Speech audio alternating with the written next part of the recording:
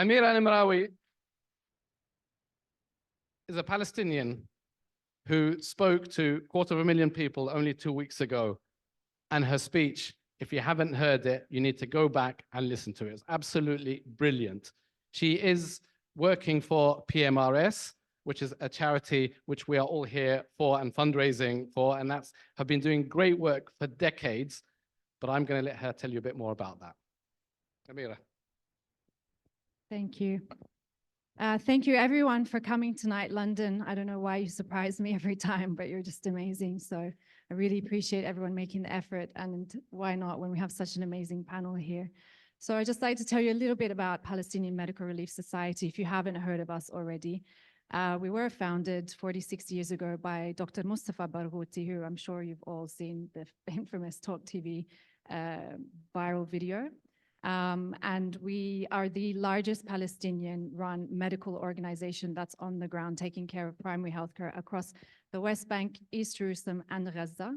So we have 200 employees in Gaza who, very much like Dr. Khaled and Dr. Ghassan, are very much the real heroes. So thank you so much for coming tonight, and hopefully we can raise some funds to go towards those teams and their really important work on the ground. Thank you.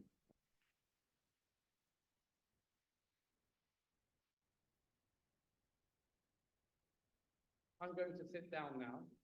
The reason being is that we are here to listen to our panel and get your questions as well. I hope that everybody who's listening on Zoom find it useful, and you can put your questions through on the slider. Where are we going to have it up? Not just yet, but I'm sure at some point we will do. I'm going to just start right from the very end. Dr. Khaled Dawas. You were in Gaza, what, only a few weeks ago, 3 weeks ago, possibly? You're back here, sat here speaking to this great audience who have shown their appreciation and are here to campaign for and advocate for the Palestinian people. Tell me what you saw there and how did that change you as a person? I know you've been before, but this particular visit of yours, how would you describe it?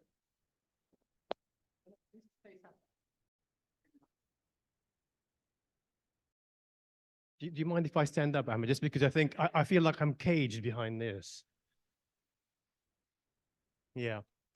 I have to say I felt a little bit emotional listening to the introduction, because it's comfortable being in a surrounding where people feel so strongly about this particular issue. The background to my visits to Gaza, I've been going to Gaza for a number of years. My father was brought up in Gaza. My mum was born in Gaza in Al-Maghazi camp, which is in the center of Gaza city, in Gaza Strip. But they haven't been back. I've been back more often than they have, actually, in my last 5-10 years. And the overwhelming feeling when I went in this particular time was very different. In the past, it was a bit of excitement, a bit of mystery, a bit of relief.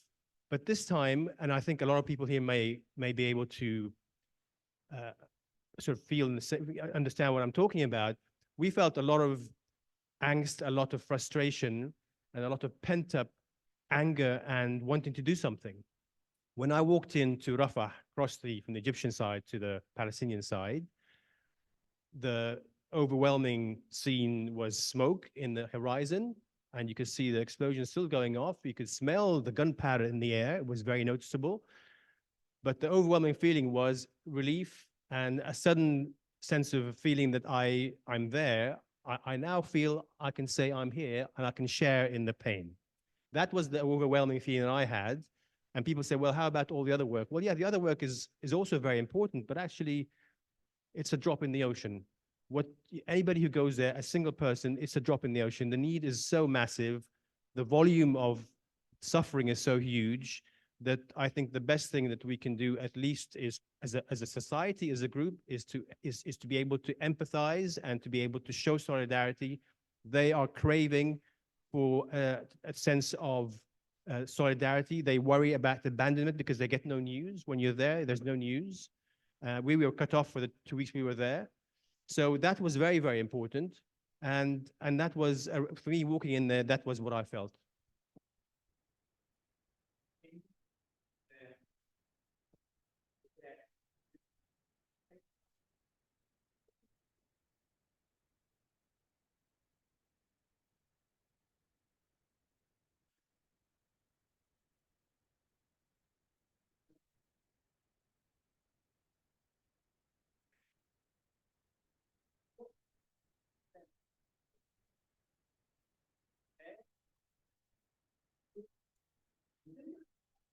Well, I think resilience is a theme, Ahmed, and it's very important that we tell the stories of what's going on. And there are examples that I clearly have in my own mind of what I saw and what I witnessed and what I heard when I was there. And there are ones that particularly stick in my own mind. One of them was the first day we arrived, driving through the tents, the vast number of tents through Rafah. It's turned into a tent city, and a slightly comical one. It was a picture of a man who set up his barbershop in a tent along the route. You see that the destruction and the suffering is an equalizer. Everybody is suffering. There's no rich, there's no poor. Everyone is in the same situation. We carried our own food with us from Cairo. We carried our own food and our water with us from Cairo, because even if we got access to it in Gaza, we thought it was unfair that we would be able to draw upon the resources that were available, the rare resources there. And there are a couple of things that stick in my own mind. One was a man who was standing outside the hospital we were working at in the center of Gaza Strip in Deir al-Balah. And he was an older man pacing just slowly outside the maternity block of where we were working. And he looked to me and he said, hello. They all think I'm Swedish when I'm in Gaza, by the way. So I looked back to him and said, Sabah al khair, and he was startled. And his story was that this man is a scientist from Gaza City. His home was destroyed. His family are dispersed. So his children have gone probably south to Rafah and elsewhere. And he was there because his wife has cancer and was in the hospital looking for care. And they were staying in a tent in the grounds of the hospital. Quite an insult to his pride to have to live in a tent like this. This is a man well-educated who's done a lot in his life, and he's now hoping for some kind of mercy, praying that his wife would be transferred out of Gaza for her care. Of course, who knows whether that's going to happen or not. And he didn't want anything from me. He just wanted to say hello and talk to me, and we exchanged names. And then I'll tell you very briefly another story, because I won't keep you too long. Another story which sticks in my own mind very much is a man who came up to our doctor's office on the 31st of December, New Year's Eve. And he was looking for the foreign doctor amongst us, a female foreign doctor. We were there as a group of 5 doctors, and amongst us was Debbie, who was an obstetrician who you might well have seen on CNN. And she's a brilliant woman, very much sort of very softly spoken, very caring. And she was sitting in the corner, and he said, I'm looking for the foreign female doctor. And she looked a bit worried. We were, what's this about? And what he wanted to tell us that his daughter, who came into the hospital the previous day, nearly dead because she had shrapnel through her chest, and he had helped we had helped the local team. We did not do the operation independently. We were part of the team. He wanted to come and thank us. And he came up and he was in tears because he thought he had lost his daughter. She was alive the next morning, and he was extremely grateful, in tears. And he asked me if he could hug me. I said, well, of course he could hug me, because actually by hugging me, you're concealing the tears I'm going to have from listening to your story. And this is the kind of thing that you hear over and over again. And it failed, you can't but be touched by what you hear and see.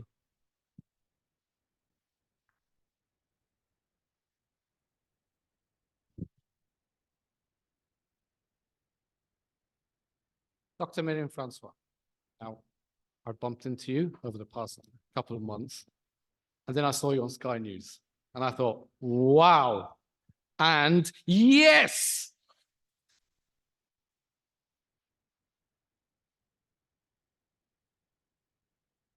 And I know that people around the world, because I am on social media quite a bit, everybody was saying yes, and just a sense of, someone is speaking up. Because there has been a sense over the past 2 months that even though all of us here are speaking up, the message is not getting through. And I think you got the message through in a number of ways, including cease fire now. Tell us what inspired you. And I mean, I know the question was then, there was a guest, another guest who was then, and you're the one who stood out. I don't really know where to start. Firstly, obviously, I had no idea that clip would go viral, or I would have washed my hair. It was you know, for so many months, obviously, we have all been witness, especially those of us who have been watching things closely, a live stream of a daily diet of extreme violence, and a sense that not only is that violence not being reflected on our screens accurately, but that we're not hearing the type of moral leadership that we would hope to hear, or that is in some way at all commensurate with the values that this country purports to stand for. And the double standards are particularly glaring to all of us with things like Ukraine, in the ongoing issues in Ukraine, and the fact that the narrative around what's happening in Gaza being so deeply distorted compared to the reality. And I think that frustration, of course, was what was coming through in the interview. I think that, I've spent a week now thinking about why it is that particular clip went viral. My conclusion is that we're just not really used to seeing European people not be complete. Sorry. We're in a church, not be complete idiots when we express ourselves when it comes to this particular conflict. It's the truth that, unfortunately, I walk into news sets on a regular basis, as will many people on this panel. And unfortunately, rather than it being a setup where you expect the reporters in front of you, colleagues of mine, to have an understanding commensurate with the reality, and to ask questions and to probe in a way that brings to light the truth of what's happening. Instead, you end up in false debates, false discussions, false premises. And, I think what you saw on that day was just my acute frustration with the terms of the discussion, and a sort of, if you know me in real life, which you do, what you saw there is really just what I'm like day to day. I want to pick up what you said there about colleagues. Yeah. You're a journalist as well as many other things. You have friends, you have colleagues. How hard is it for you, especially, it is a serious event that we are at today. And it's also a serious point of time, significant, where over 116 now journalists have been killed. How do you feel when you speak to other journalists, or yourself as a guest, and journalists are not really picking up on that? So there's a couple of things, Ahmed. So I feel like what people maybe also need to know is that foreign journalists, so journalists like myself, when we go and report on stories in other parts of the world, say tomorrow, outside of this conflict, I was sent to Gaza, I would be teamed up with what we call in the industry a fixer. And what a fixer is, in my opinion, just quite a disrespectful term for a local journalist who is our eyes and ears on the ground. And the people that you're talking about, the Palestinian journalists who are losing their lives right now, are the people that we rely on as journalists from the West when we go into those locations to keep us safe, to get us the stories, to get us into the right places. They are our eyes and ears on the ground. And every single journalist in this country knows that what I'm saying is true. And so that's why it really, really upsets me deeply that so few of my colleagues have been willing to stand shoulder to shoulder with people who, when we're on the ground and we come under fire, which does happen to foreign correspondents, you can be with a local fixer, a local producer, somebody who's helping you navigate the terrain, and stuff will go down. And in that moment, your life is in the hands of somebody who, in my experience, systematically goes above and beyond to protect you. And we are not matching that for our colleagues, far from it.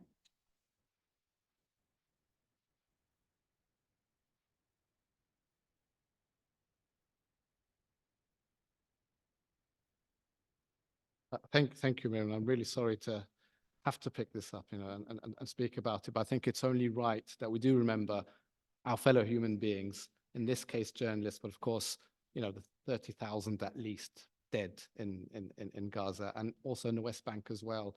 You know, it's really heating up, and was heating up before October the 7th. Dr. Ghassan Abu Sitta, as a doctor, you are my hero.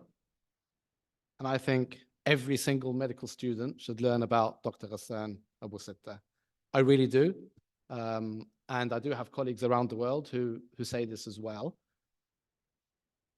We were following you on social media whilst you told the world how you were not able to operate, or if you did operate in ways which, as you once described, was like from very, very old textbooks.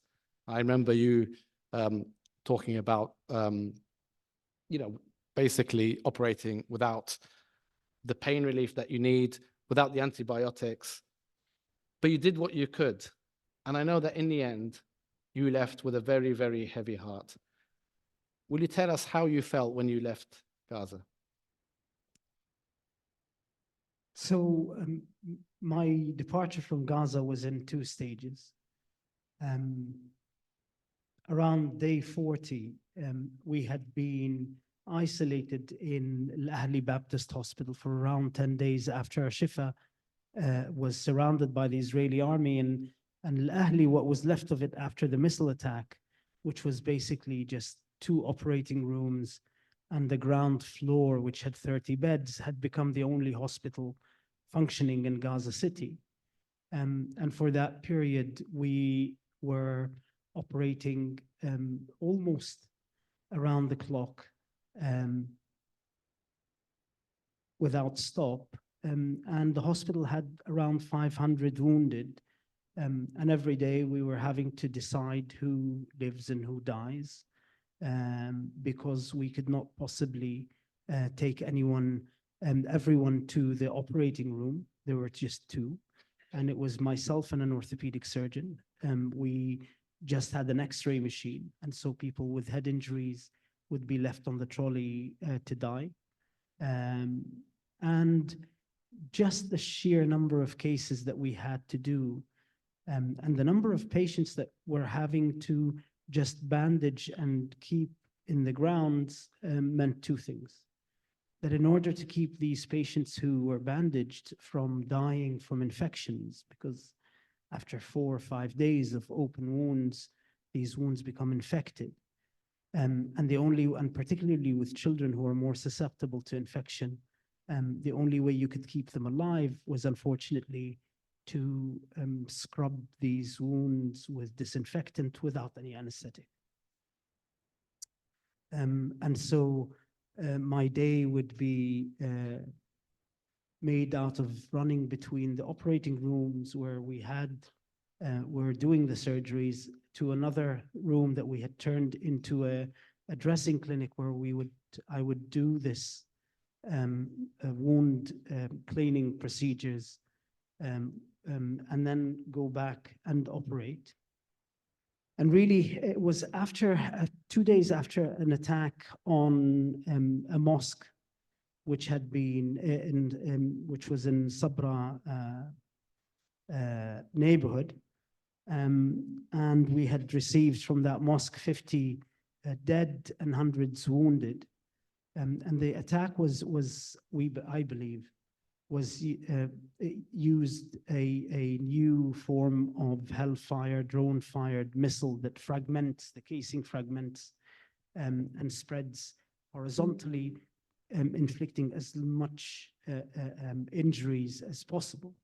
And we had operated until 5 o'clock that morning when we ran out of anesthetic in Al Ahli Hospital, and we had to stop operating. And it was that I decided that there was nothing left for me to be able to do in Al Ahli Hospital. And the decision was to try to find another hospital in the south and make the trek, which is a 6-hour walk from northern Gaza to the south. When I did eventually manage to get to the south, I discovered that also the hospitals had yet to be attacked as viciously as they were, and they have been. And before we came here, the Israeli army had broken into the Amal hospital, run by the Red Crescent Society in Khan Yunis, and completely surrounded Nasser Hospital in Khan Yunis. When I finally got to the south, and this was what Khaled was talking about, at that stage, the system was so depleted from consumables and medication that the operating rooms would not function at anywhere near capacity. They were being kept for the most life-saving procedures.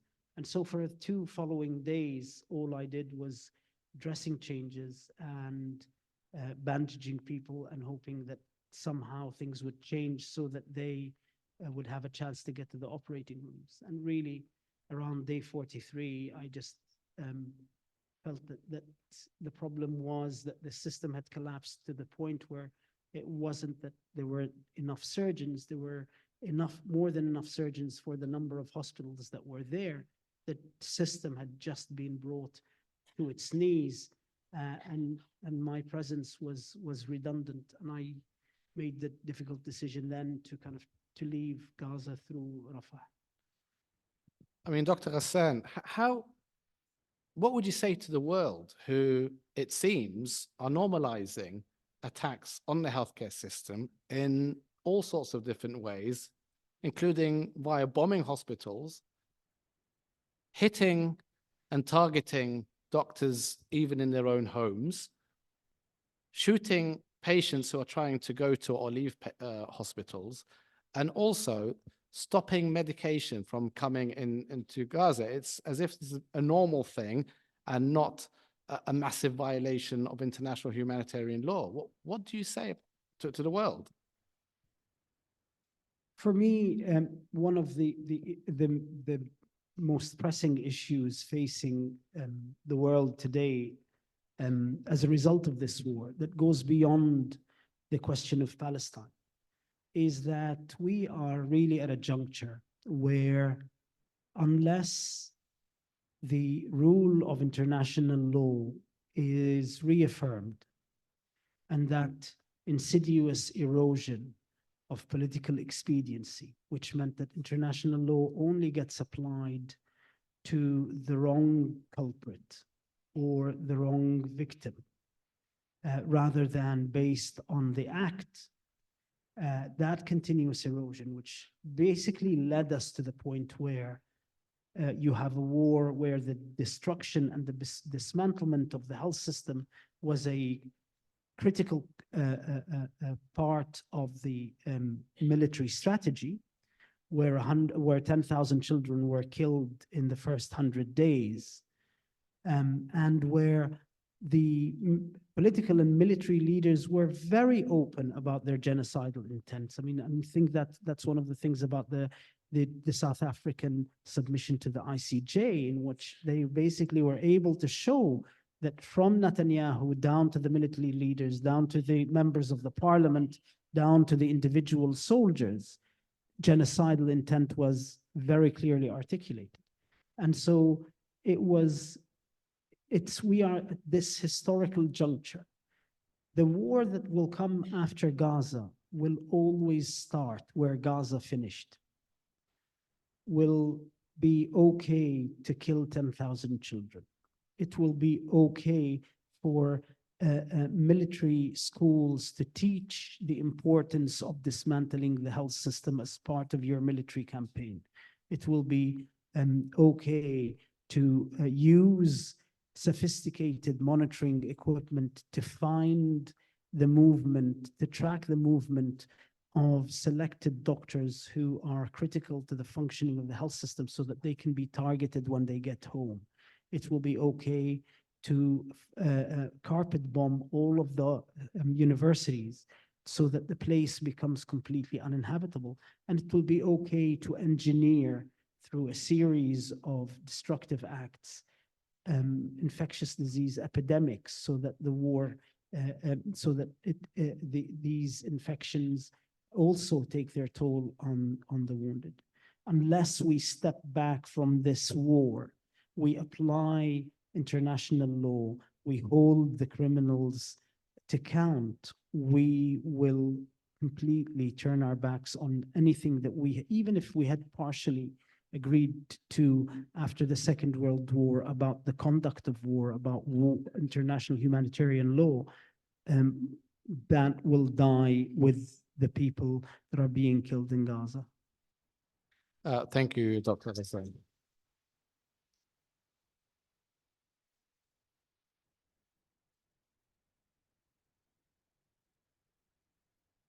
Just to let people know who are here and on Zoom, we are trying to fix the Slido issue, and we'll want to get your questions in, and we'll be starting on your questions in a bit. Dr. Husam Zumlot, first of all, can I ask a question which you're not usually asked, which is, how are you? That's a difficult one. Overwhelmed. Overwhelmed, but full of energy and hope and determination. And depression is not an option for us. It's a luxury. So I'm fine. And I'm not exaggerating when I say that we're seeing you.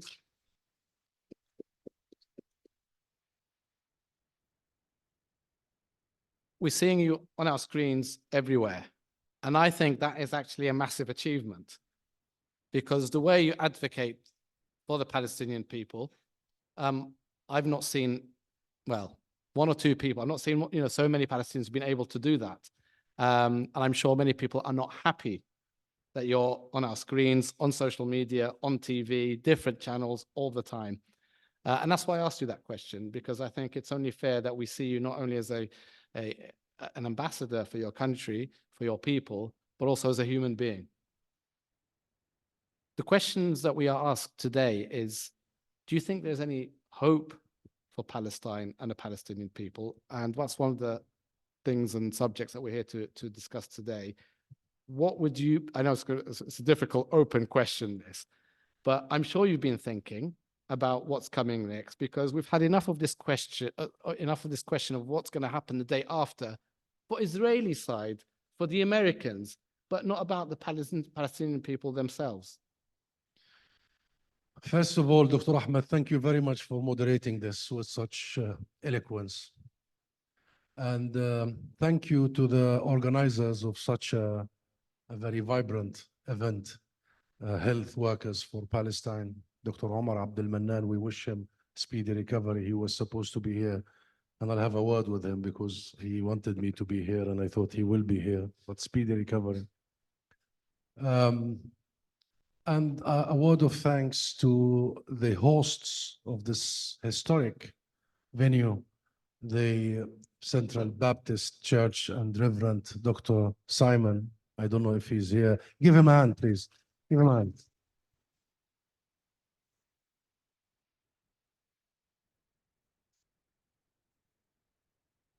And Simon, it couldn't be more relevant to convene such an event in such a hall, in such a place.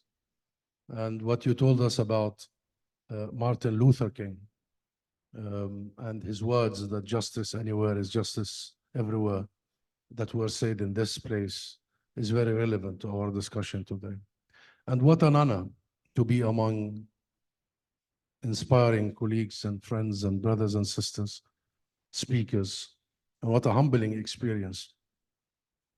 But this panel is a small little representation of the hope you were asking about. The hope. Among us, maybe the majority are Palestinians, but I can consider you to be 3/4 of a Palestinian, and I consider Myriam to be 4/5 of a Palestinian. Five out of 5? You're not satisfied with 4/5? We're clamoring for dual citizenship. But this is the hope. The hope is Palestine has not just become about Palestinians. Palestine has become about every and each one of them. Each one of us.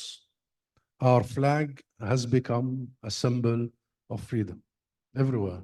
I see the colors of my flag everywhere, worldwide, in every home, right? You see it. Here it is. Here it is. Here it is. And our kufiya has become a cultural symbol of the youth, a very attractive symbol of everybody who wants to say, we are all Palestinians, but we are all human beings, and we are all for justice. But also the stories that has been coming out of Palestine. Of course, there are the images of horror.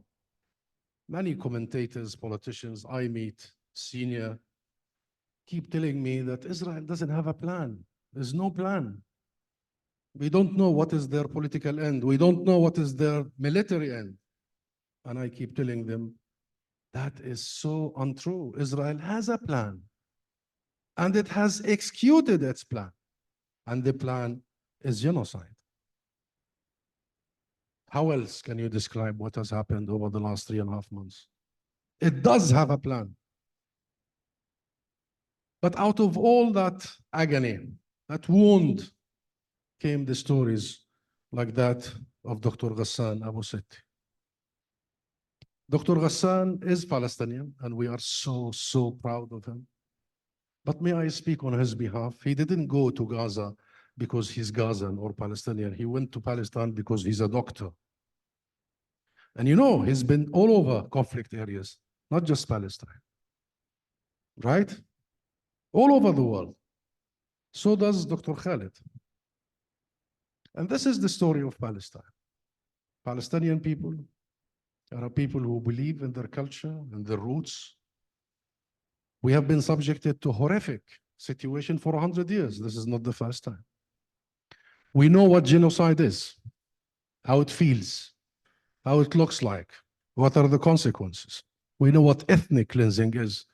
2/3 of our people, including my own parents, were ethnically cleansed 75 years ago. So,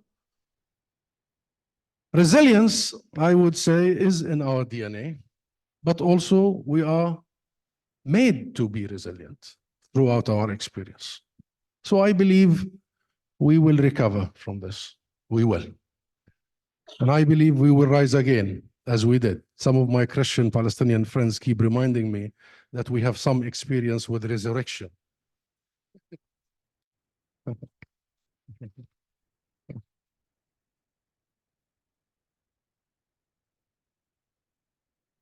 But will Israel recover from this?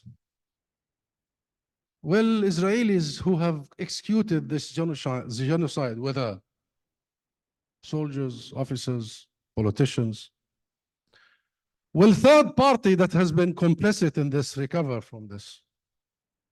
Will our international system, international order recover from this?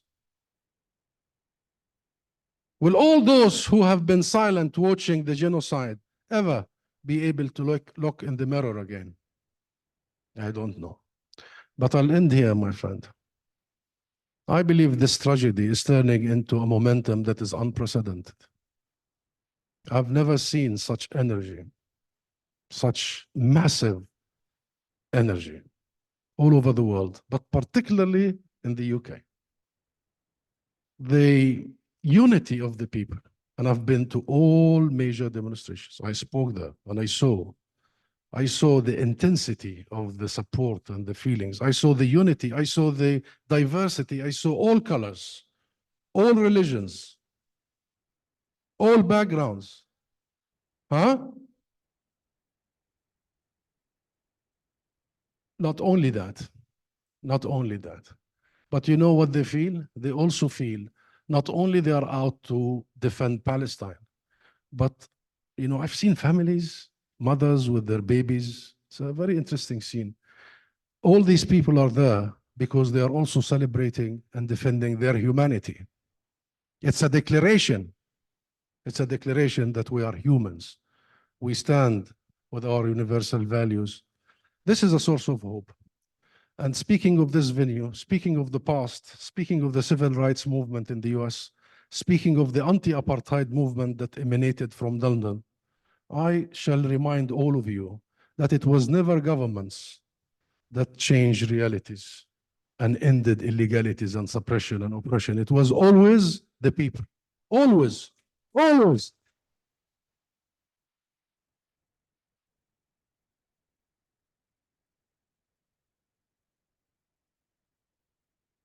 It was not the Thatcher government nor the Reagan administration that sucked oxygen out of the apartheid regime in South Africa.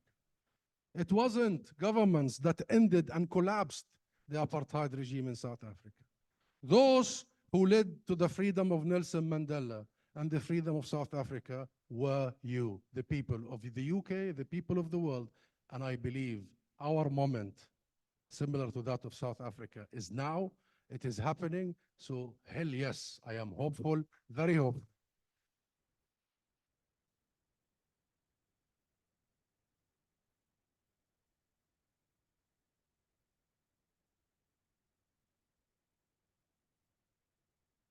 I mean, I can confirm that Dr. Husam talks the talk, and I saw him walk the walk on the march. I was right behind you. He does the marches as well. Not, he's an ambassador. You could just stay at home. He doesn't. That's why I've said, I'm commending you on everything that you do. I'm sure we all do here. Amira, I saw you on stage 2 weeks ago, and I want to start off first by asking you to name the 7 generations of Palestinians Palestinian families that you are part of, the Palestinian family that you are part of. And I do want you to do that, please. So I think it's important just for those that don't necessarily know about this tradition, but we carry the name of our forefathers in our name. So when I stood on the stage, I said, my name is Amira Ibrahim Abdullah Ahmed Ismail Nimar Halahla min Khalil, Palestine.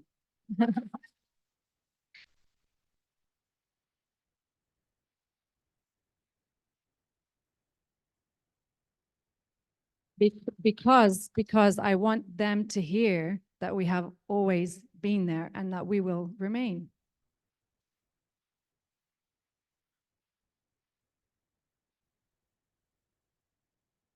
And I know, because I have been speaking to you over the past few weeks, that you are here in London doing fantastic work for your charity, led by the great Dr. Mustafa Barghouti.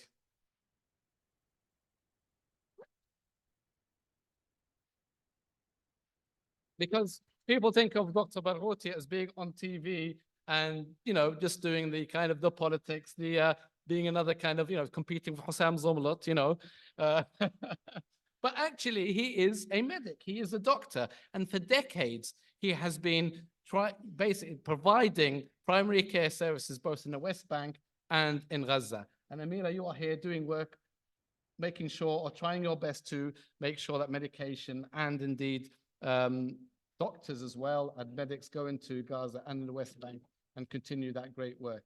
Can you tell us a little bit more about what you're doing here and how it's working and what needs to be done? So, I mean, I think, first of all, it's important to note that one of the reasons why I wanted to come here to London was because I was watching the marches from afar and I wasn't in a position to go to marches and to have that connection with all of the people here and the communities that are here. And I was so inspired by that. So, I wanted to be here to, it's really difficult when, first of all, as a Palestinian from the West Bank, I have family there.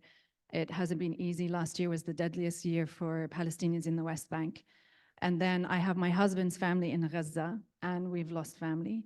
And I have 200 of my colleagues and I have friends there as well. And you feel really frustrated that even in my position, despite the fact that it's often exhausting trying to get enough funding and to get the supplies through and to speak about the realities on the ground. And usually as a healthcare organization, we have a purpose. It's very clear. We know what we need to do. We go in, we save lives, we offer healthcare for people that have chronic conditions and we support them. But given the states of the situation there, we weren't even able to do that. We can't get the supplies in, and the supplies that we do get in are not adequate. And dealing with all of the complications that we've seen with respect to the entire humanitarian context. So I mean, I can attest that in spite of all the pressures and the stress of your personal situation, that you are still working hard day in, day out. And I've actually had to tell you, Amira, you have a right to take a bit of a break. You're doing great work, and we thank you for that, Amira. What we're going to do now, applause for Amira, please.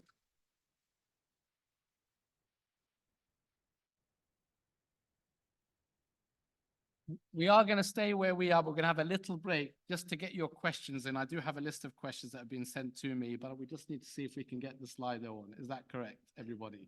Yes. Okay, so I think there's a bit, where's the organ? Have a bit of organ?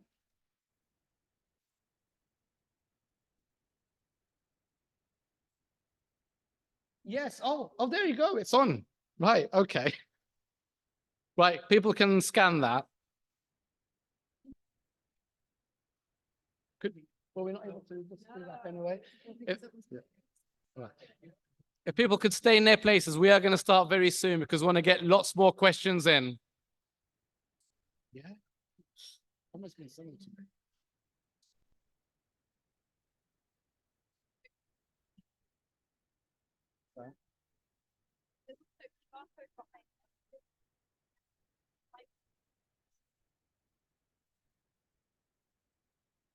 I think for some of the audience, there's a QR code behind you, just there.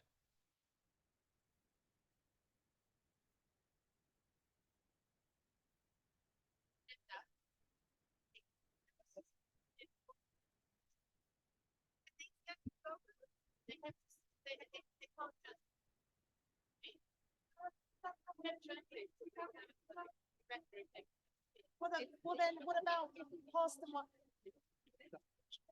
We can't pass the mic around. No, we're not going to be. No.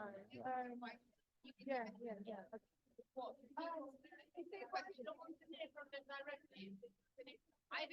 Yeah, but yeah, we're just sticking to Slido because of time. Yeah, but to be honest, we're doing it for the people to ask questions, not for journalists. It's not personal. No, it's not. Yeah.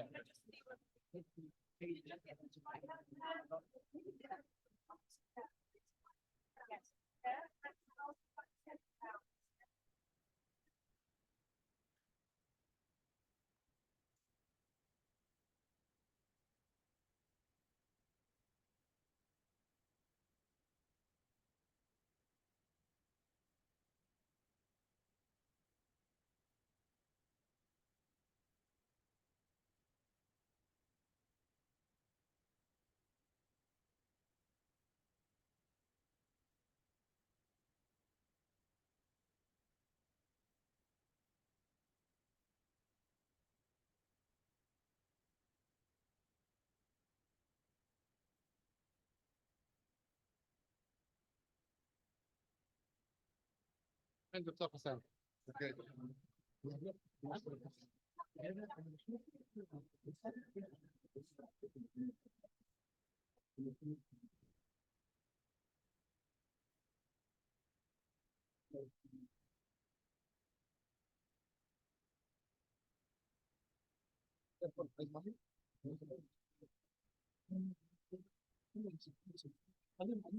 One time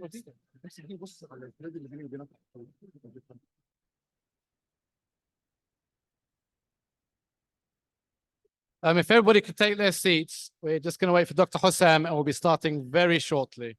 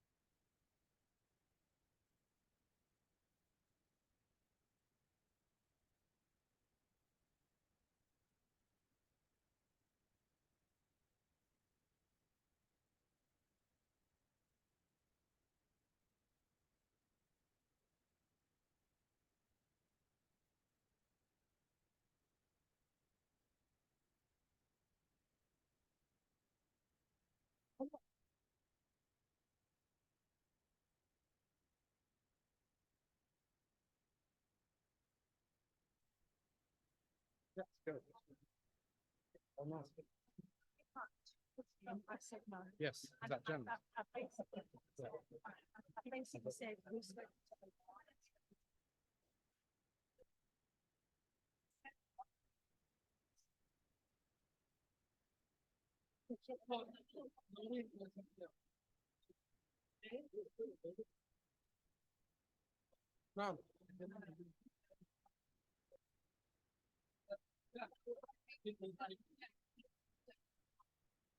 Okay, we'll be starting in 10 seconds. Thank you, everybody. Please take your seats. We are going to be starting right now. We have people around the world watching this and would like to get their questions in. Could everybody please?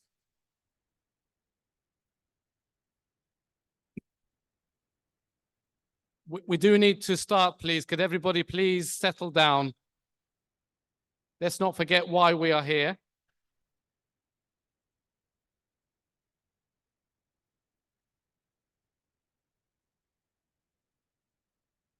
Thank you. I'm going to open up the floor. So when I ask these questions, which are from the audience, I will see who would like to take this first one. And I might start, I think, with Dr. Husam, because this is one that everybody is, you know, it's the big one. And the question is, what, if anything, do you think the impact will be from the ICJ ruling? Well, the South Africa case against Israel for committing genocide is the first real serious international action towards accountability for 75 years. This is the first time. South Africa, together with us and its partners, has presented a formidable case. Formidable.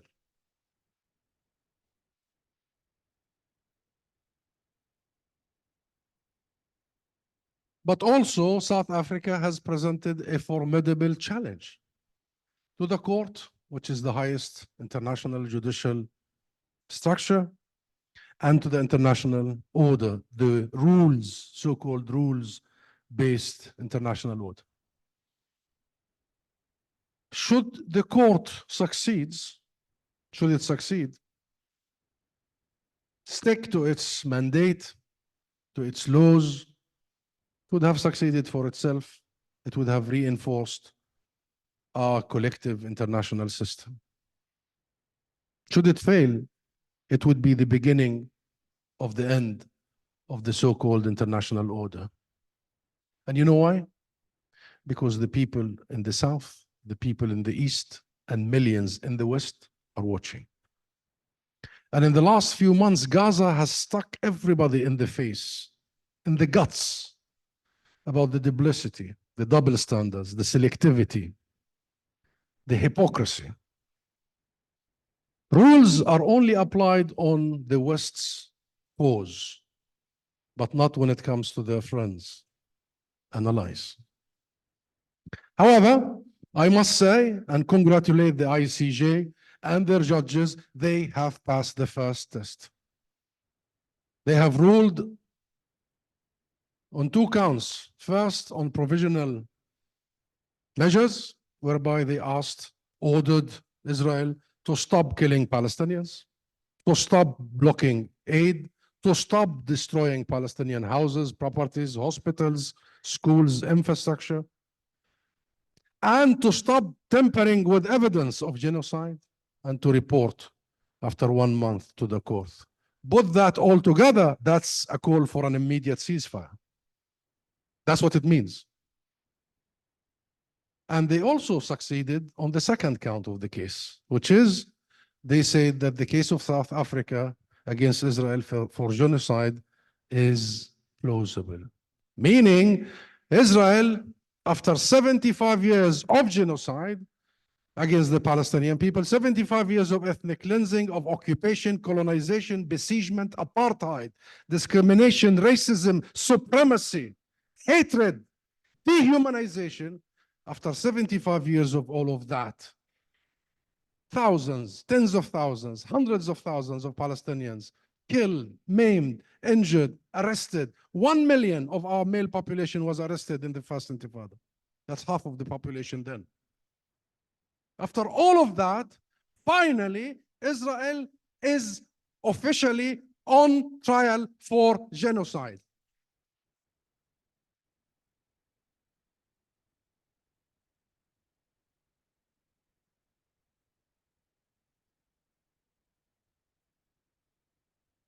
And the four, and I want you to repeat with me, Viva South Africa. How is that? Viva South Africa! Viva South Africa! Because South Africa has shown the world what it means to be a responsible state. South Africa was not just defending the Palestinian people, no. South Africa was defending itself, and South Africa was defending the system we created together. By the way, many say this is a Western value-based system. No, no, no, this is universal values. These are not Western values. This is Eastern values, Northern values. This is all of our values that we came together after the horrors of the Second War, and we said never again to all of us.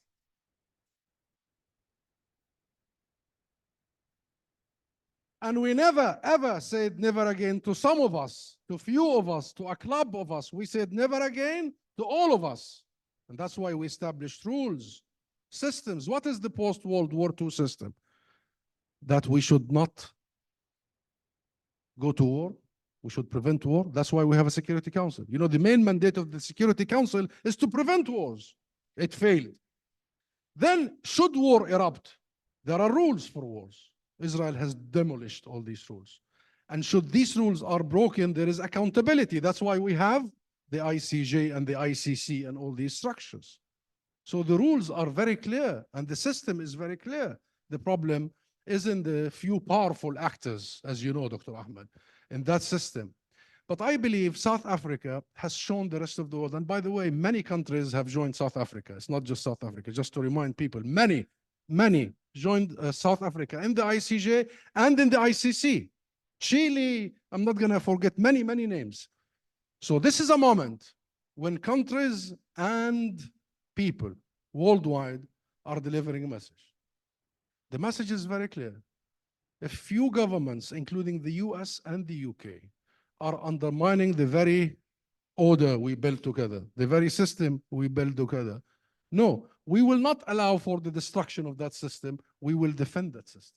We will defend these rules. We will defend these courts. And I think last week when the court did deliver that order, that ruling, that decision, was a good day for humanity. Thank you. Khaled,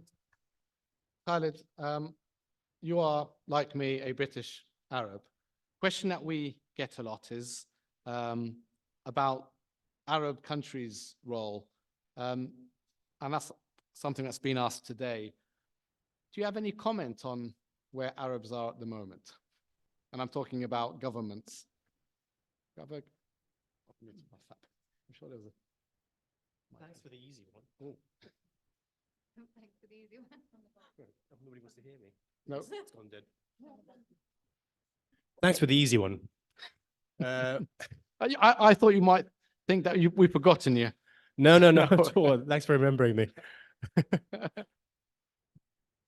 I mean, with what they say in Arabic, do you want the truth or its cousin, right? So we all know that, I think, as populations, as peoples, we all know what is right and what's wrong, and we can see what's, and you can see by the applause what rings bells, what touches that kind of that sweet spot of the topics that we're talking about. I mean, the reality is, and we don't have to mince words. We know that the governments don't represent people in the Arab world. That's the reality. There are no two ways about it. And why is that? Why is that the case? Why do I say that with confidence? Because none of these people are elected. I mean, they're there in position because of connections or whichever way history designed it to be in the recent past. The question is, what do we do about it? How can we change that so that it becomes reflective? And really the call is for a leadership which can see beyond personal narrow benefits and personal narrow interests. And that's, I think, where we fall down. We have very personal narrow interests. People in the Arab world hark back to so-called Arab unity and pan-Arabism and so on. And I don't want to go into too much more because I'm not a politician. I'm talking really out from the heart rather than from the mind at the moment. But it's not necessarily about pan-Arabism and nationalism. It is really about being able to be responsive and answerable to the people that you represent and the people that you don't, if you don't represent people that who at least speak their mind, represent what they feel, what they think, and we know what our values are. Our values are not at the forefront of what our politics is. And I think we need to be able to grab those values and present them. How we do that is very difficult. And I think probably for somebody else who maybe can tell me more about why it is that our politicians don't necessarily represent us. Yeah, totally agree. Myriam, you follow British politics, and here's a political question for you, and it's about David Cameron. Yes, Myriam, yes. The question is Cameron's announcement on a Palestinian state a tactic to gain support for the government? I mean, today I was traveling, but I suddenly found that he was suddenly very pro-Palestinian state, apparently. What's going on there?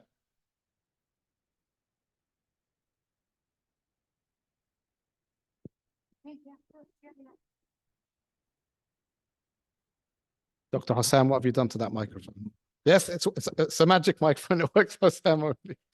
Oh, you put me in a difficult situation because I'm obviously not supposed to express political views as a journalist. If I may. Put another hat on. If I may, Khaled, you were talking about, leaders in the Arab world not representing the people.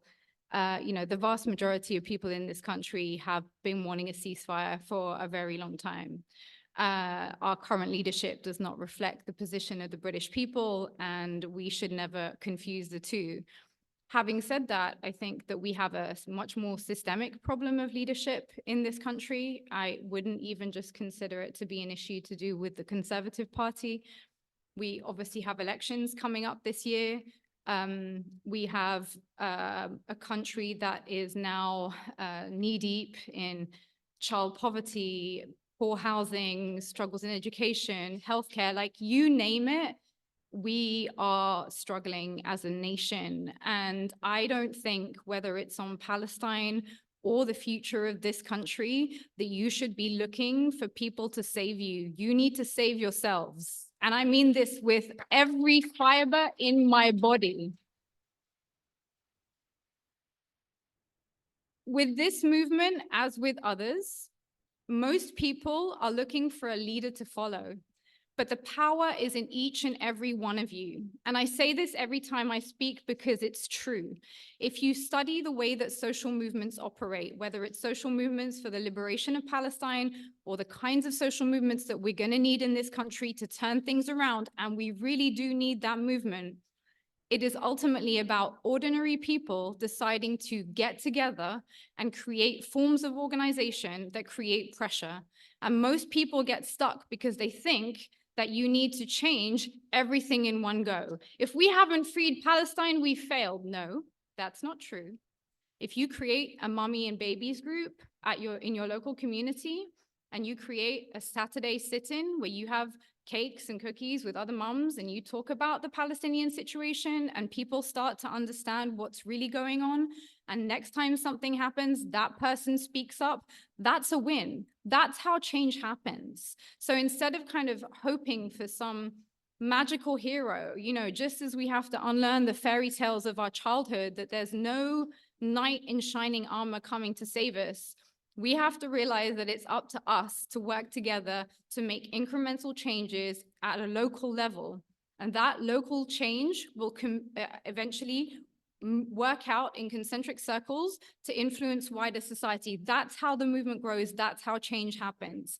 And so what I would really ask of every one of you is to lean into aspects of your identity, to reach out to people around you through that identity. I mentioned mommy and babies groups, but you might be an artist, you might be a singer, you might be into rowing, whatever your thing is. We want rowers for Palestine. We want bakers for Palestine. We want to see mamas for Palestine. And through each of these movements, that's how you're going to create the change that is then reflected at the political level. Don't expect any of those lots to come and save you.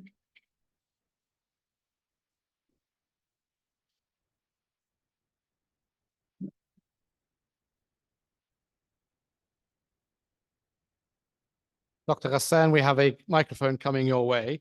This is something I know, though, is close to your heart. And the question is from Kate, who says, what will be the impact of the suspension of UNRWA funding on Gaza's population?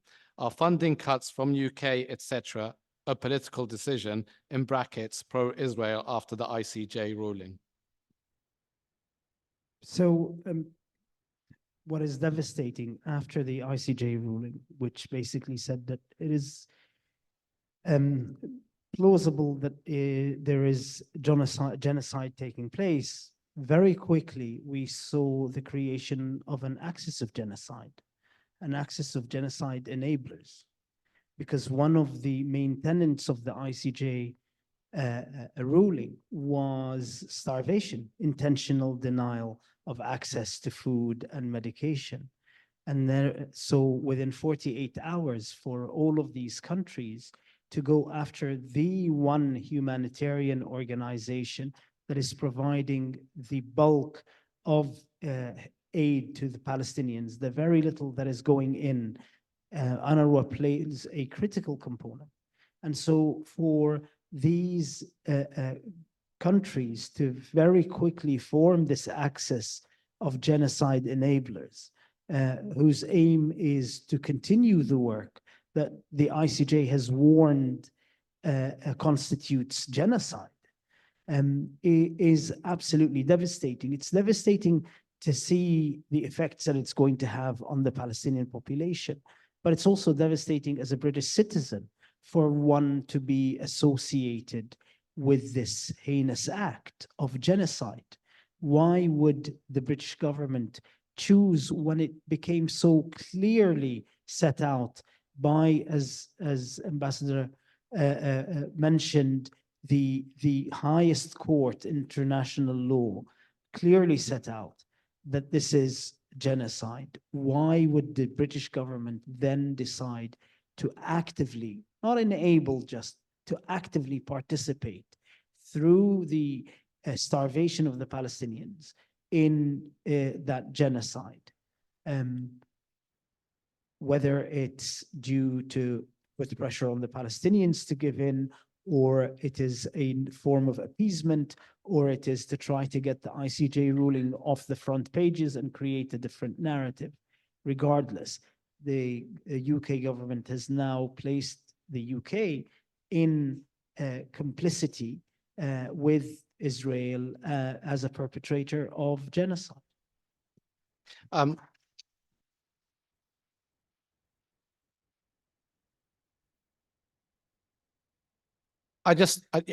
Yes, Khaled.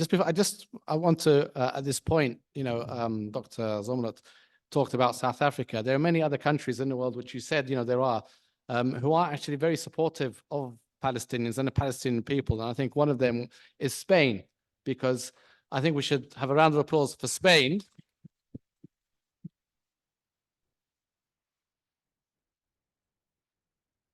Because their foreign minister stated that UNRWA is indispensable and they will not be cutting funding. And there are other countries in Europe who we will mention later on as well, who are very supportive of the Palestinian people and are not going to allow them to starve as a collective punishment. Khaled. I just wanted to add, I completely agree, UNRWA is indispensable at the moment. And beyond that, my feeling is that the problem with having a humanitarian organization that runs the state. My father was a product of the UNRWA schools. He graduated from there, went to university, did very well.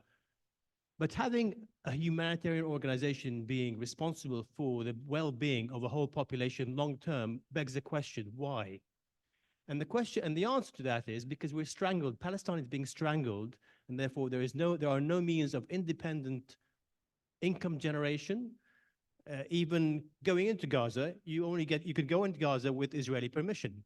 There's no doubt about it, whichever way you go. Any products out of Palestine, Gaza, West Bank go through Israel. Taxation is collected by Israel, and they own it. It is within their gift to give it to the Palestinians to use for their own resources and their own projects. There has to be a longer-term project about what happens to the Palestinian community and society and economy to make it independent and be able to generate income beyond being reliant on charity, which is what is happening at the moment. We are reliant on charity. We are much better than that. UNRWA is vital at the moment, but we are better than that.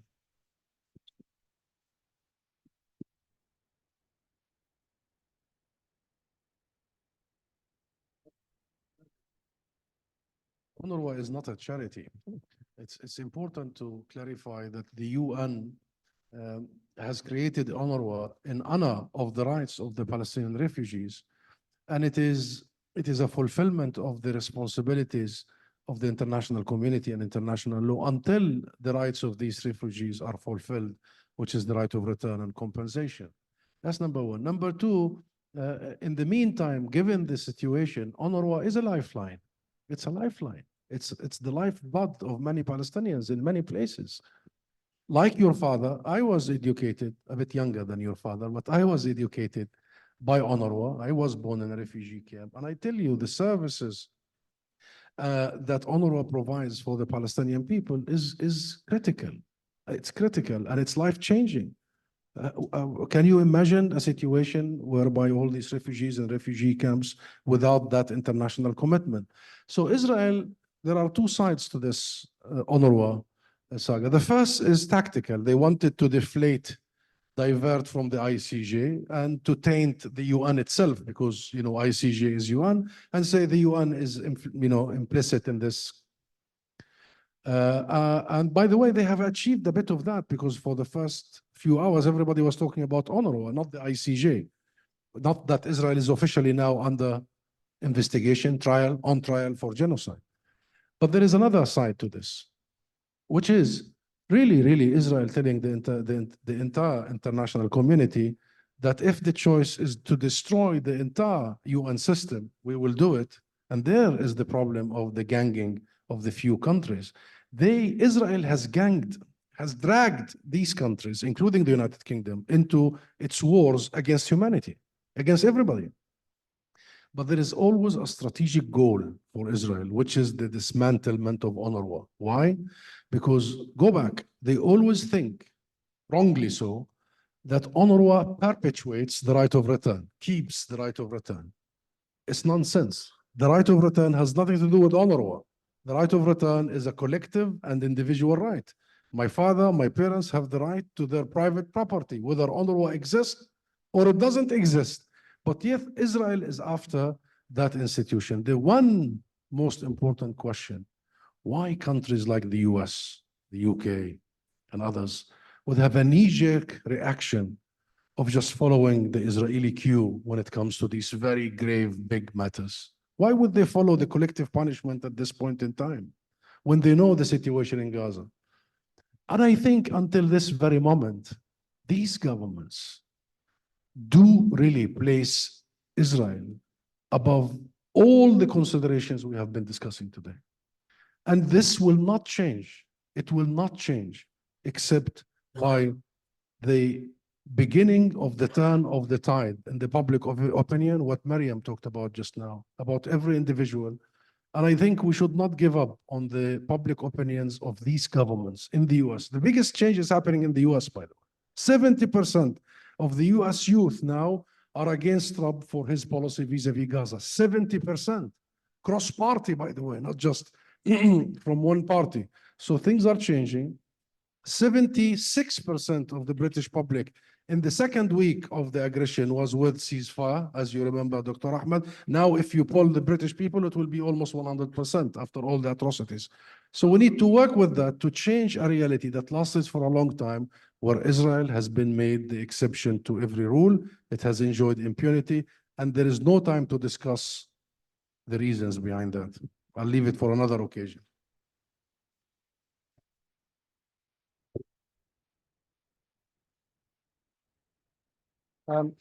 Linked to this, we have a question. Somebody says, I'm part of, I say somebody because it's anonymous.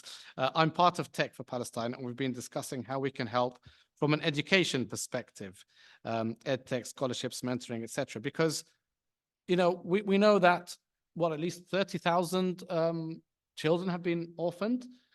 We know that there's no school in Gaza because all the school they're seeing is bomb after bomb after bomb. And they are just learning that they are at the moment being ignored. I can imagine that children of Gaza are feeling that they are being ignored. But we need to think about the future. How are we going to help this population, which was already very well educated in Gaza and the West Bank, in the whole of Palestine, hence why academics, doctors are being targeted again and again, because the whole Arab world, come to speak about Arabs, the whole Arab world knows how well educated Palestinians are. And you'll have Palestinian teachers and doctors and academics all over the world. All over the world. Wherever I go, I'll be meeting a well-educated Palestinian scholar. The question is, Amira, what do we do going forward now? How are we going to help the children of Palestine, whether be it in Gaza or the West Bank, where we're seeing a lot of violence from the Israeli side, even going into hospitals and killing people? So I would like to extend on that. So we have one of the highest literacy rates in the world. As you said, education for Palestinians, both in Palestine and outside, is extremely important to us. And I'd like to just highlight as well that actually it's the girls that get the higher marks. And in Gaza specifically, again, education is really important. And for the children, it's an outlet for them. It's a safe space. It's a place that we know in general, that they have some sort of respite from their daily lives under occupation. So I think there's two aspects to this, though, because the question was from someone who's working in tech for education. So obviously, the situation in Gaza right now is such that communication is extremely difficult. Most of us cannot communicate on a regular basis with anyone that we know there. And so setting up any type of tech infrastructure right now is extremely difficult. But I think actually it was Dr. Ghassan that said the real war begins the day after. So when we get that ceasefire, when we're allowed to have humanitarian aid come in, that's where the real work begins, because obviously Gaza has been decimated. Every single university has been bombed and destroyed. Children don't have access to education, and especially if UNRWA's now losing their funding. So I think it's about preparing for that time. And I would strongly urge, to Khaled's point, there's definitely a need for the decolonization of the entire humanitarian system that is in Palestine across the board. And I would urge anyone that is wanting to work in that space to connect with Palestinian organizations, to connect with the Ministry of Education, to connect with Palestinians to ensure that they're working in synergy. Because one of the things that I have been concerned about in the impact in humanitarian space is seeing a lot of calls to action from different groups.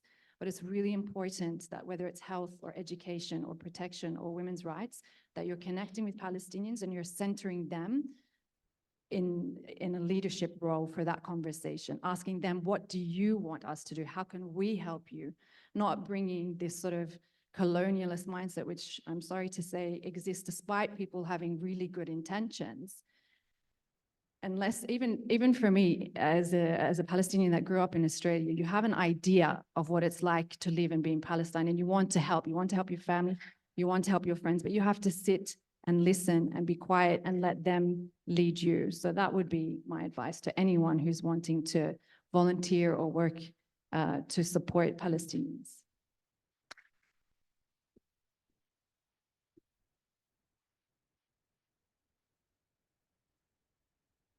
Khaled, I have a political question for you. Unless you wanted it to be all about surgery, that's not going to happen. I've lost it, but it's about Labour. It's about the Labour Party, because we've sort of spoken a little bit. We've spoken a little bit about David Cameron. Well, Khaled thought he was going to sit over there and not What be have able I to. done to you? not be able to ask. It's your turn. So the question which I have lost, and you're not getting away with this, I will be asking you that question. Next question, please. Okay, I'm really sorry about it. It's very hard, guys, looking at the screen here whilst. But it was about how do we as people in the UK, because I know people are watching from around the world. But I presume probably a similar question would be like for the Democrats as well in the US. How would you pressure Labour to change its position and support the Palestinian people without letting the Tories in? I'll just add to that today I saw Lisa Nandy, who is the Shadow Secretary for International Development, saying we need to move heaven and earth to get aid into Gaza. I don't know if they can start by moving Keir Starmer, but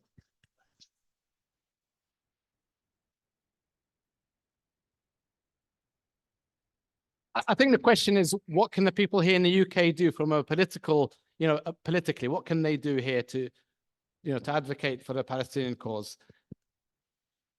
That's not going to work. So I think one of the issues I have, which makes me uncomfortable talking about this particular angle, is that we are assuming that this is a fringe topic. We are saying Palestine should be Labour and Labour issue, which shouldn't be. This should be a mainstream. We should be talking about Labour, Tory, every other party that is involved, that's on the scene. It should be part of their main agenda. We should not be saying that we should focus on one particular party.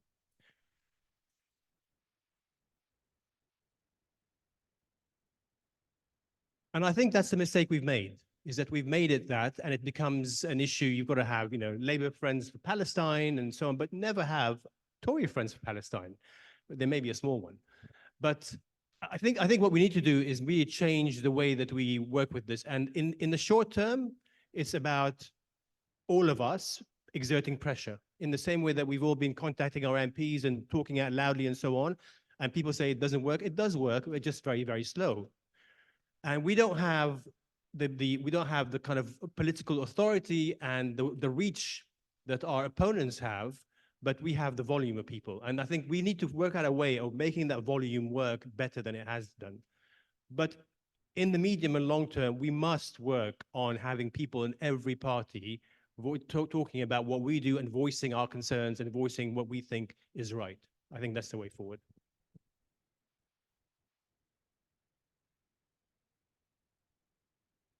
There you go. Are you standing for MP? I wasn't there. Myriam, and this is connected. What do you think we can do now to reassure those in Gaza that we are really doing what we can to help them and pressuring all governments to call for a ceasefire? And I think that's definitely a question for you. So I guess I build on some of the things I was talking about before, because I realized that they might have sounded a little passive, like, oh, let's just have tea and talk about Palestine. But what I did mean is have tea and talk about Palestine whilst occupying a space. I think the time for disruptive action is now. In any democracy, if your elected leaders refuse to listen to you, and again, this stands for Palestine as well as anything else, and we have quite a few things we could discuss. Disruptive action is part of the popular vernacular. It is the language of the people when they are not willing to hear us, and we have a right to protest, to disrupt, and to make them listen. And I think that on this occasion, we are in that situation. So Ghassan talked about the ICJ ruling. We now are in a situation where most of you hopefully are employed and you will be working in organizations, some of which may have ties to a government which is currently being investigated for genocide. And I'm going to suggest to you that it is not an unreasonable request to your organization, to your colleagues, that perhaps whilst this country is being investigated for genocide, perhaps we should divest. Perhaps we should step away from doing business with this company, with these organizations while this goes on. This isn't to punish the individual people. There are good Israelis just like there are good Palestinians, but the government is currently being investigated for genocide. And we wouldn't stand for doing business with any other country that was. So why would there be an exception here? And I know some of you are concerned about how to have that conversation with your employers, and I know it's not easy. I would say two things.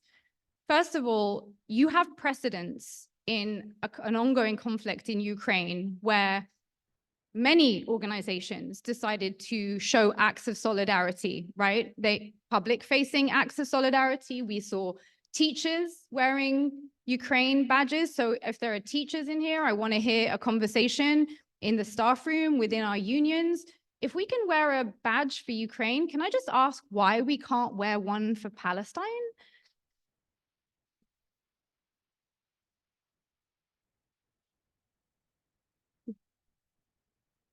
These are the disruptive conversations that affect change. These are the disruptive actions. I want to, since we were doing a testimony to the civil rights movement, some of you will be familiar with the Charleston boycotts, right? The Charleston movement in the early 1960s, where the African-American community were basically, not allowed, underemployed, or basically white people were refusing to employ them. There were segregated premises, segregated buses. And at a certain point, the African-American community got together and said, enough is enough. We are boycotting. We are boycotting these institutions until they recognize our full humanity. And I'll tell you something a lesson from that we really need to hear. Boycotting for the African-American community who were already living in abject poverty meant not taking the bus. Okay, and I really want you to think about that. That means every day when you had to wake up to take your kid to school, no bus. Every day you needed to go and do a shop, no bus. Do you know how long they boycotted the buses for? 380 days. I would like every single one of us who wants to be serious about being actively involved in challenging the structures of oppression to take seriously what is involved here. There were people fighting for their own humanity who dragged their children in the rain rather than partake in a system that was iniquitous and demeaned their humanity. Every single one of us is going to be required to make sacrifices. The people in Gaza are making the most significant sacrifices. But I think if you have to not take the bus or the proverbial bus, whatever that bus is to you, now is the time.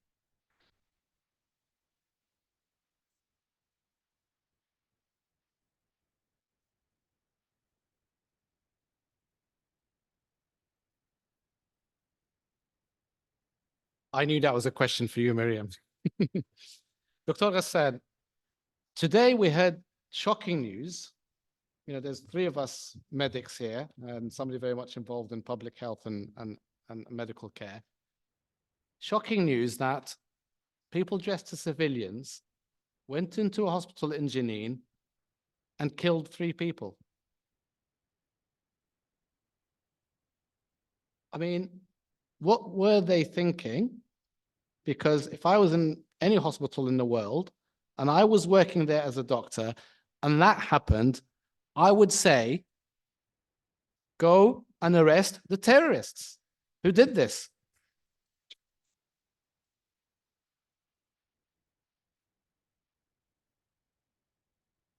Dr. Ghassan, I know it's very difficult because you've been in difficult situations. How do you think your colleagues must have felt? And why is this now something which is just being accepted?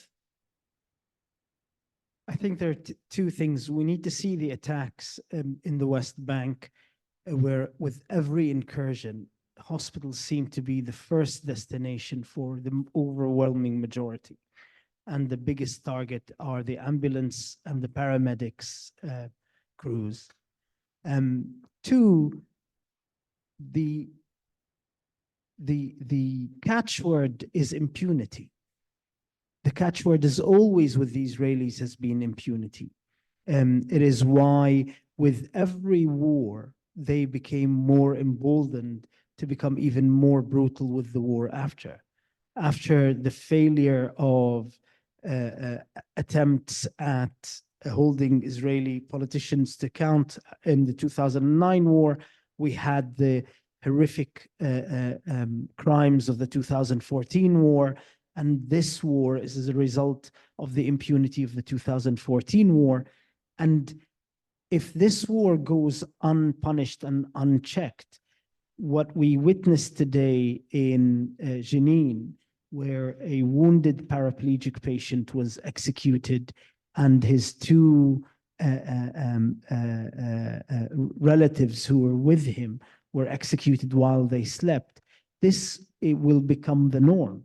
We are watching the next phase of what feels like even more emboldened Israel, because it's so far been able to get away with genocide. And so if you can get away with genocide, what's a small assassination inside the hospital? I think that's, again, impunity is what needs to be used to end this, because it's the driver for all of these crimes.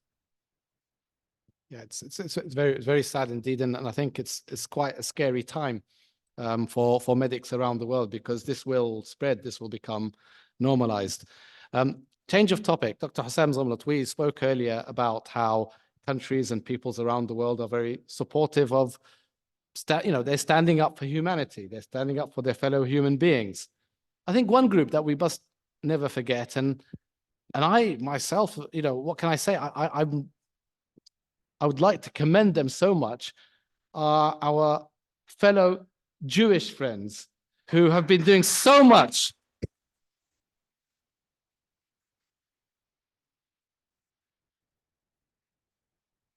So much here in the UK. I've marched with them in Manchester. I've marched with them here in London. And you, having been a representative in the US, I mean, the stuff that we need to learn from our Jewish friends in the US, the stuff they're doing is fantastic over there. Absolutely fantastic. Closing freeways, going to the White House, causing as much disruption as possible. I really think we need to learn from them. Okay. Myriam wants to grab the phone. I just want to jump in and Yeah. say, did you see the Jewish elders?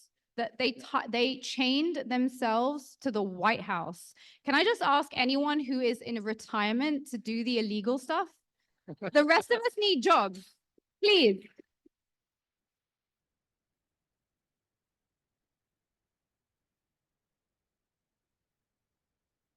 Well, Israel has really infected the world with divisive politics, narratives. Our issue is never, ever with the Jewish people. We have no issue with the Jewish people. And I agree, I've seen many of our Jewish brothers and sisters in the demos and the actions. And by the way, not only in the last 3.5 months, but over the last 75 years. Solid principle. It is absolutely ridiculous to assume that our issue, our struggle, is about the identity of our oppressors. It's ridiculous. Our issue is not the identity of our oppressors. Our issue is the fact of our oppression. That is all. Okay. So, the proposition that, almost like the Palestinian people would have been okay had our oppressors not being Jewish. Seriously? Even if they were Scottish, we would have taken on them. We love the Scottish. That's why I'm taking them as an example. The Scottish would be difficult to take on. But it is not the identity, it's the oppression. We are struggling. We are fighting, not them as Jewish or Christians or Muslims, but them as occupiers, as colonizers, as besiegers.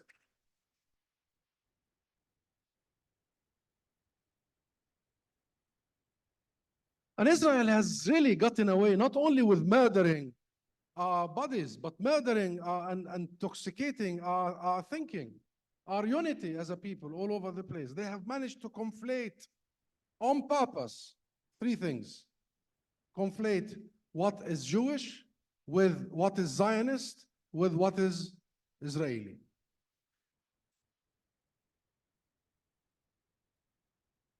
So if any of you dare to criticize the policies and practices of a government in Israel, they are automatically what?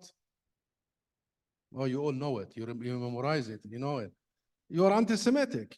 This is deliberate. Criticizing the criminal policies of a government is not anti-Semitic.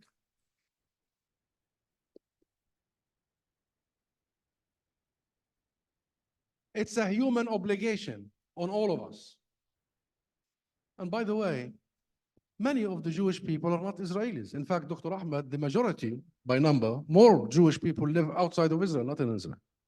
But also, we mustn't forget that organizations like Beit Salem Of course. and Haaretz over the last year were warning of what this Israeli government might do. Of course. And you think the Israeli army are only made of Israeli Jews? There are Christians in the army. There are Muslims in the army, in the Israeli army. So this is not a religious conflict, period. And Reverend Dr. Simon here would tell us something else. Do you know that most Zionists are not Jews? Most Zionists are Christians, right, Dr. Simon? Christian Zionist, evangelical movement where I was in the US. So we must stand firm against this deliberate conflation of wanting to divide us, of wanting to be one and against us. No, there is unity now between all faiths, all colors, all backgrounds about one thing. And I see the movement. The movement is anti-oppression, anti-injustice, anti-colonization, anti-supremacy, anti-racism. So your question is the very right question. And I believe this has really haunted people because nobody wants to be seen as racist or bigot. Nobody wants that. Nobody wants that stigma. But please, don't fear anymore. Don't allow people to make you fear that you will be stigmatized. Every one of you who defends the rights of people, who would defend the right of the Palestinian people, every one of you would be the first to fight anti-Semitism. Because if you fight for justice in Palestine, you would fight with the right of the Jewish people not to be discriminated against. Because values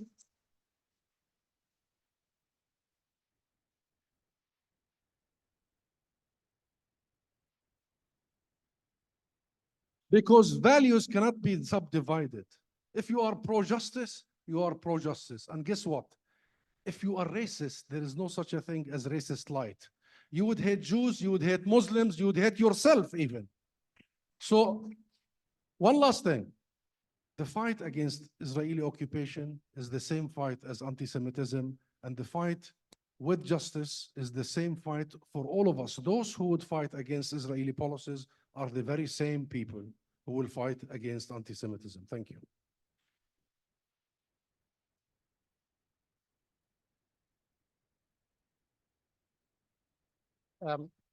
We're coming to the end of this event. I hope you feel that time has flown.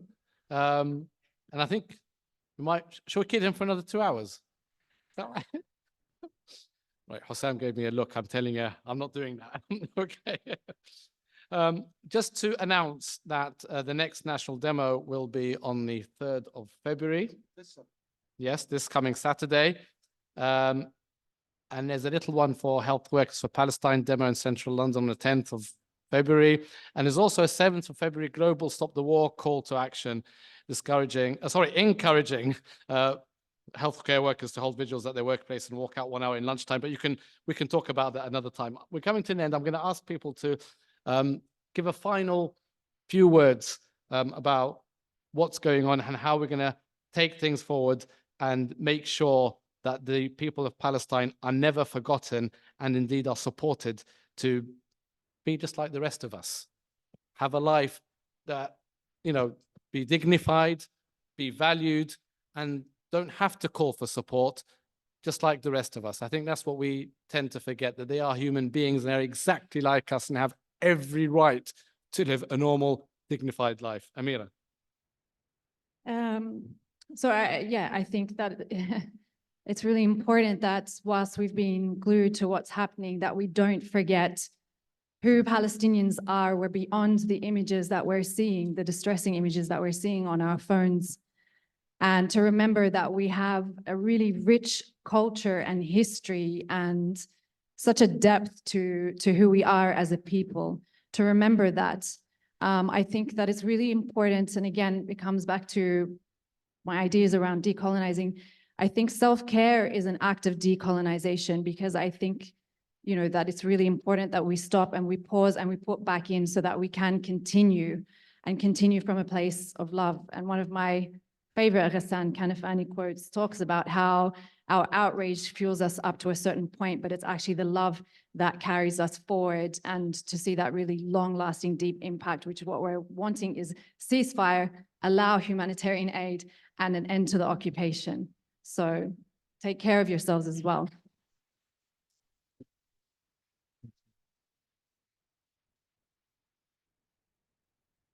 Khaled Dawas, I've got a question up. Free statement like everybody else. Yes. No. We were here talking about resilience, and I just want to touch a bit on the subject, on the question you asked Ghassan. He always gets the easy questions. But we were at school together, Ghassan. We've known each other for many, many years. We were in the same year for many years in Kuwait. The issue, you know, I think maybe tackling head on the question that's always going to come back to, oh, well, these were fighters or terrorists or whatever in the hospitals. The answer is no. So what? Would you have ever accepted that an IRA member sitting in a hospital in the UK was hit by British forces walking into a hospital in central London? Of course not. It's absolute rubbish. I mean, that's coming out already. On the point of resilience, when I was in Gaza a few weeks ago, one of the things that struck me was, apart from the fact that there are lots of different colors, you find ginger, blondes, black, white, Middle Eastern looking, everything. It's quite astounding.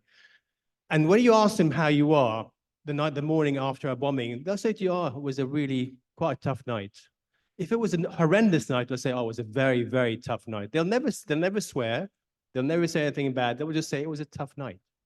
And the sense of resilience you get is quite astounding and quite inspiring for me, even as somebody who has links to that part of the world.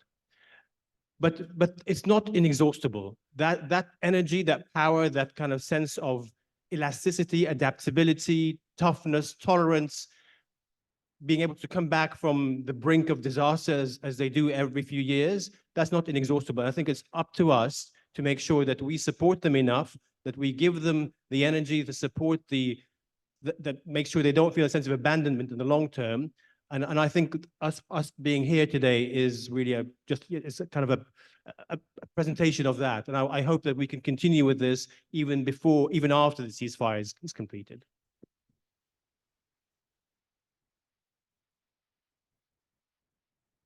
Dr. Myriam Francois. So I would like to build on what Amira was saying. We are all here today because we want to be part of a movement for change, right? We want to be part of a movement for change in Palestine, but maybe we also just want to be part of a wider change. And Palestine is the litmus test. Palestine is calling us to check in with what kind of a future we want for ourselves, what kind of a future we want to hand on to the next generations. And the movement has to be guided not by a rejection of the other, not in opposition to the other, because we don't play by their rules, we play by our rules, and our rules are guided by empathy and kindness and solidarity and understanding and love. And that's what this movement is about. And so the polarization that so many of us are being drawn into is a trap. We are refusing the polarization. We refuse to engage in a game that tries to pit us against other people's humanity. Our humanity is one. The movement we are a part of is one. Everyone who's fighting for the liberation of all people is welcome within it. And please don't get drawn in to the petty fights. No petty fights. All love. Spread love. Be love. Oneness. Free Palestine.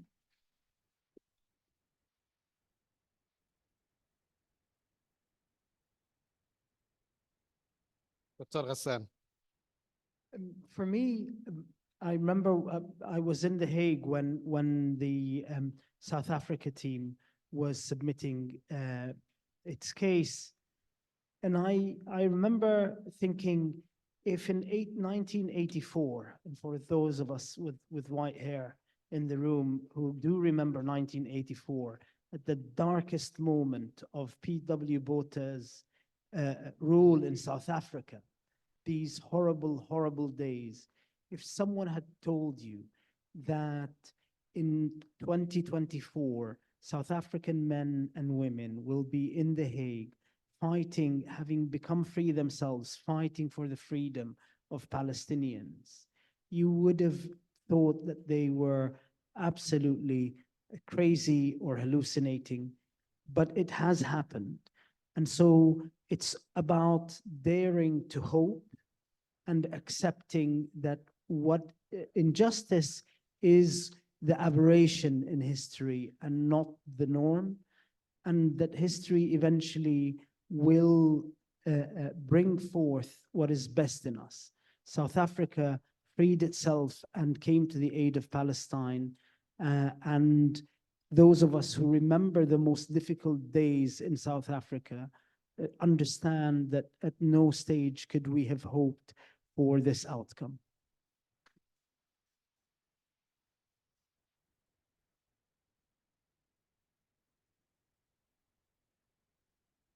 Dr. Husam Zumlot.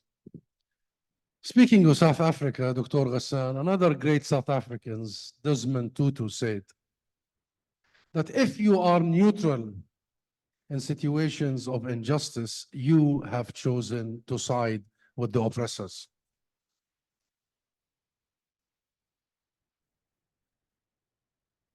South Africa decided to side with humanity and with its values and its history and with the legacy of Nelson Mandela, that Palestine, that South Africa's freedom is incomplete without the freedom of Palestine. What a great statesman and great leader Nelson Mandela was.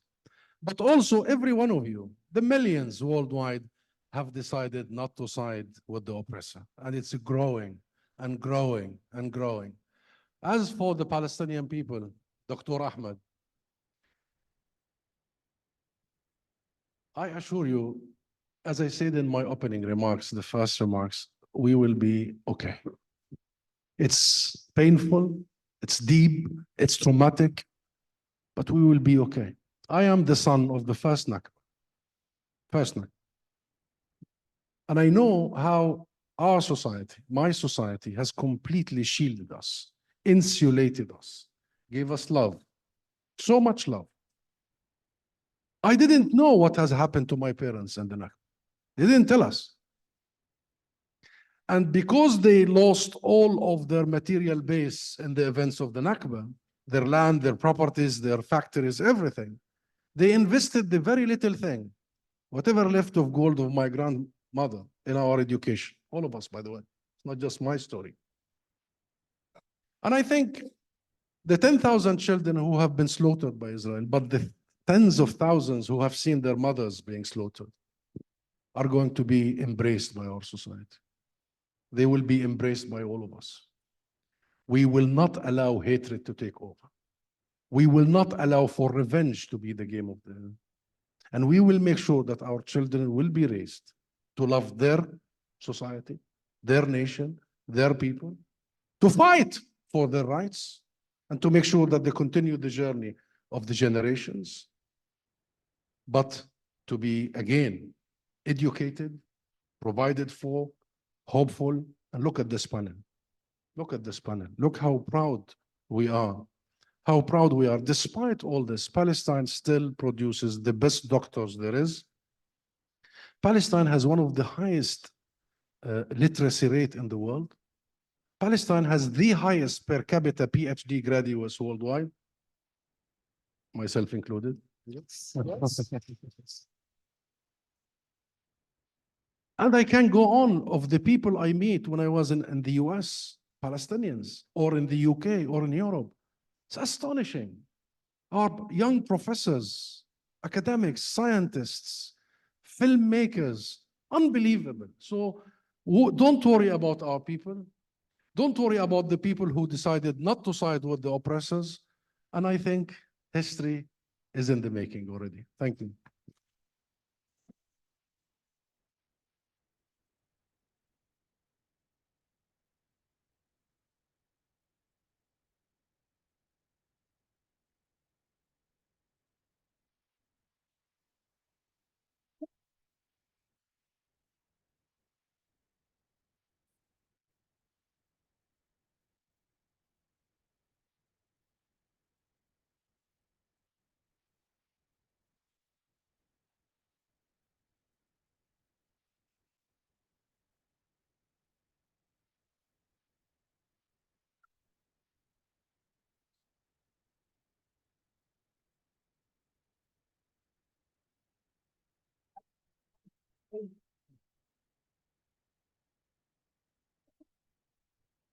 Oh. Right. I was going to say, I thank the panel, but already been done. But honestly, thank you so much for coming here and giving your time. And I know you've done it again and again and again, and you'll continue to do so until Palestine will be free. I'd like to thank everybody who has come today, because it is you here who have made this event happen. Without you, it would have been very quiet. Khaled's not a quiet one, though. I don't think so. He pretends to be quiet. So thanks very much. And thank you to Dr. Simon for giving us this space, his time. There he is over there. And I'd like to finally thank, who couldn't be with us today, Dr. Omar Abdel Manan, for also taking part in organizing this event.